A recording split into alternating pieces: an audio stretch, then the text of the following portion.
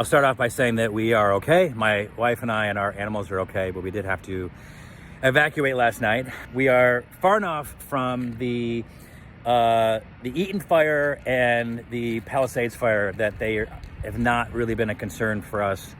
Then the Sunset fire happened, which is about 3 miles that way. I mean, the wind was heading away.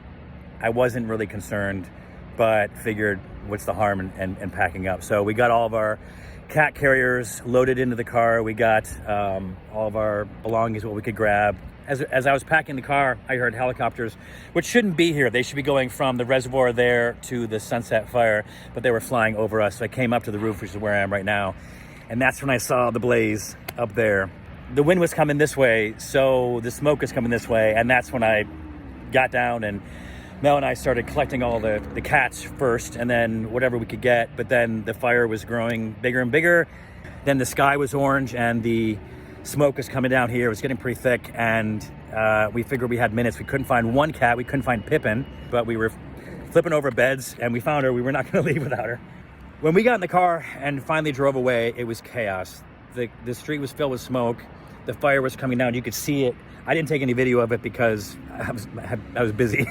But people were just panicking, packing up and heading out. And so we took off. We went up to family. We have family in Thousand Oaks. We went up there and spent the night and then came back here. We still don't have any power.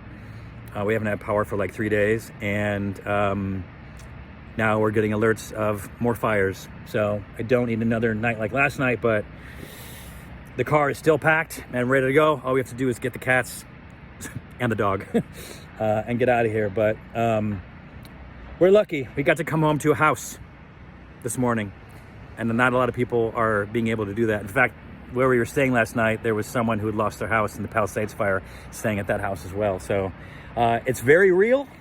These fires are not from natural causes. These are people starting these fires. There's no reason for these.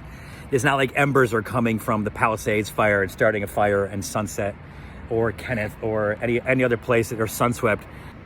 I don't know if that's the case. What can we even do about it? But we're just lucky. And I want to thank all my friends and family who have reached out to ask how we're doing.